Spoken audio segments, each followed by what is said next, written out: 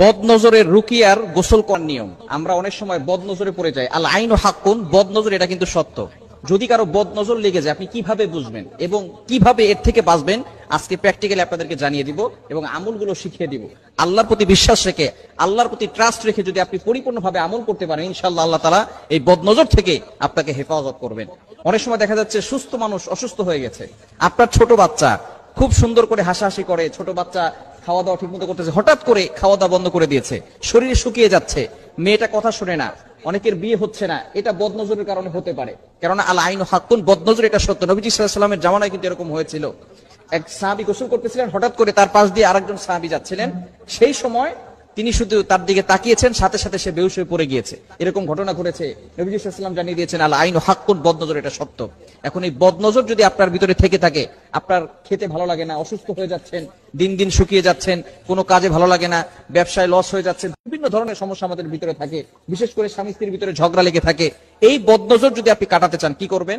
আপনি প্রথমে একটা বালতি অথবা একটা পাত্র নিবেন, অথবা গামলা হলেও হয়, সেখানে আপনি পানি নিয়ে, পবিত্র পানি নিবেন, আপনি নিজে অজু করে নিবেন। অজু করে আপনি 2 হাত সেই পাত্রের ভিতরে রাখবেন, পানির ভিতরে রাখবেন। রাখার পরে আপনি 7 বার দুরূদ শরীফ পড়বেন, যে কোনো দুরূদ পড়লে হবে, তবে দুরূদ ইব্রাহিমটা পড়বেন, যেটা আমরা নামাজের ভিতরে পড়ি, এটা 7 বার পড়বেন।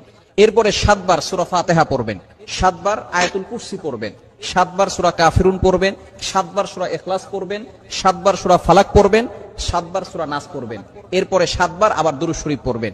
এরপরে আপনি হাতটাকে উঠিয়ে ফু দেওয়ার কোনো দরকার নাই, ওই পানি দিয়ে আপনি গোসল করে নেবেন। ইনশাআল্লাহ আল্লাহ পাক রব্বুল আলামিন আপনার বদনজর দূর করে দিবেন। খুবই চমৎকার একটি আমল। এই আমলটি করে অনেকে ফায়দা পেয়েছেন, আপনিও ফায়দা পেতে পারেন যদি পরিপূর্ণভাবে আমল করেন।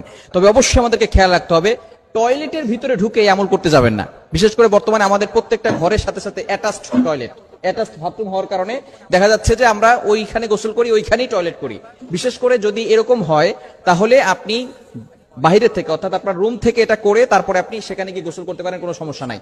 এই পানি দিয়ে গোসল করার পরে অন্য পানি দিয়েও আপনি গোসল করতে পারেন, কোনো সমস্যা হবে না। এভাবে যদি আপনি আমল করতে পারেন, অবশ্যই আপনি আল্লাহর পক্ষ থেকে উপকার পাবেন এবং কোরআনের যে একটা মুজিজা আছে, কোরআনের যে পাওয়ার আছে, এটা আপনি সচক্ষে দেখতে পারবেন যে আল্লাহ পাক রব্বুল আলামিন আপনাকে সকল ধরনের বদনজর থেকে হেফাজত করবেন। আর আয়াতুল কুরসি, চারকুল, এগুলো 5 ওয়াক্ত নামাজের পরে আপনি পড়বেন। তাহলে কেউ ব্ল্যাক ম্যাজিক করে, জাদুটোনা করে আপনাকে কোনো ক্ষতি করতে পারবেন। অনেক সময় দেখবেন এই যে নামাজের পরে আপনি যদি আয়াতুল কুরসি না পড়েন, তাহলে কিন্তু আপনি বিপদে পড়ে যেতে পারেন। কারণ আয়াতুল কুরসি হচ্ছে জিন বলেন, ব্ল্যাক ম্যাজিক বলেন, কুফরি কালাম বলেন, সবকিছুর বড় মহা ঔষধ। সূরা বাকারার 255 নম্বর আয়াত, 3 নম্বর পারার 1 নম্বর পৃষ্ঠার 8, 9, 10, 11, 12, 13 নম্বর লাইনগুলোতে রয়েছে।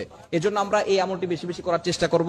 5 ওয়াক্ত নামাজের পর আয়াতুল কুরসি পড়বো এবং বিশেষ করে ঘুমানোর সময় অজু করে ঘুমাবো আর আয়াতুল কুরসি, চারকুল, সূরা বাকারার শেষ 2 আয়াত এগুলো পড়ে ঘুমালে ইনশাআল্লাহ আল্লাহ পাক রব্বুল আলামিন সকল ধরনের দুষ্ট জিন বলেন, দুষ্ট মানুষ বলেন, সকল ধরনের এই দুষ্টমি থেকে আল্লাহ তাআলা আপনাকে হেফাজত করবেন। ভিডিওটি ভালো লাগলে লাইক, কমেন্ট, শেয়ার, সাবস্ক্রাইব করুন।